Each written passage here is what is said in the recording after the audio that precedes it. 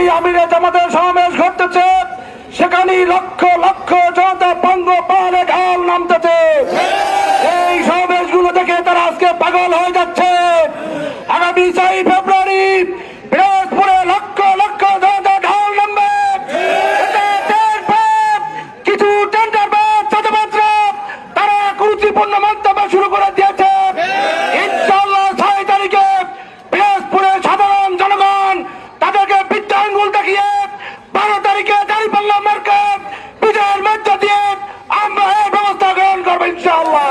আমি একটি বিষয় বলতে চাই, এই 1.5 বছরে আপনাদের আমলনামা আমাদের হাতে রয়েছে।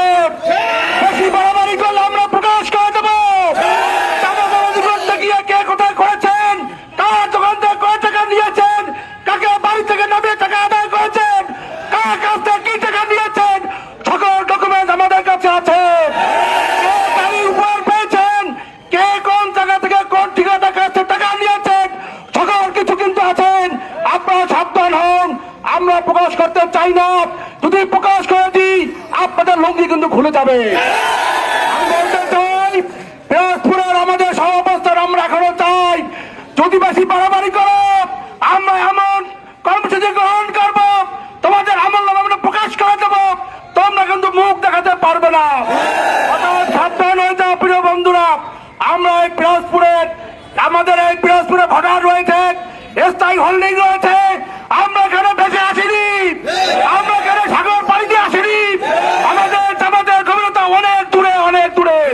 অতএব আমি বন্ধুদের বলবো, যার কর্মসূচি নিয়ে আপনারা এগিয়ে যান, না হলে আসুন ওপেন আমিরে জামাত যে ঘোষণা দিয়েছেন আমরা ঘোষণা দিচ্ছি, তোমাদের প্রার্থী নিয়ে আসো, আমরা ওপেনে আসবো, একসাথে কথা বলবো। তোমাদের কর্মসূচি নিয়ে কথা বলো, আমরা আমাদের কথা বলবো। কিন্তু একটি দেশকে নিয়ে আর বাঙালি জাতি ছিনিমিনি খেলতে দেবে না।